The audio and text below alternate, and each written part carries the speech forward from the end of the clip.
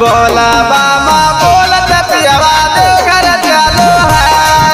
कि बोला बामा बोलत पियवा देवघर चलो है।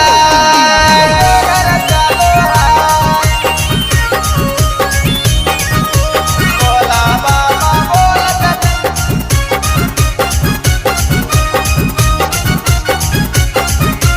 देवघर चलो है।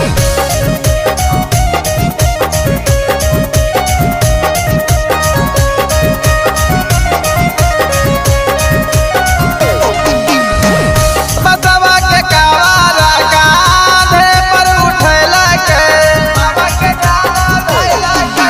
बाबा के ध्यान धैला के पिया पहाड़ पार कैला के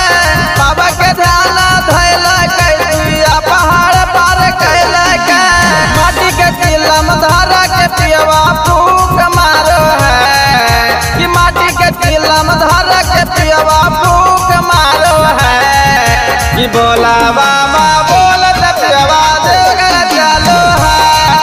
कि बोला बाबा बोलत पियवा देवघर चलो है।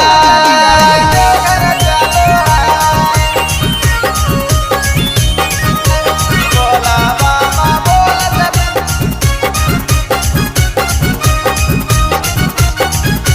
पियवा देवघर चलो है।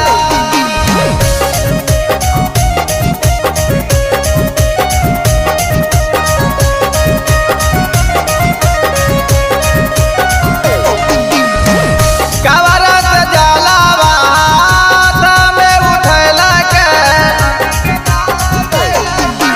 बाबा के ध्यान धैला के बाबा पे जल चढ़ैला के बाबा के ध्यान धैला के बाबा पे जल चढ़ैला के बाबा के ध्यान धरि के विजय पुत्र मांगो है कि बाबा के ध्यान धरि के विजय पुत्र मांगो है कि बोला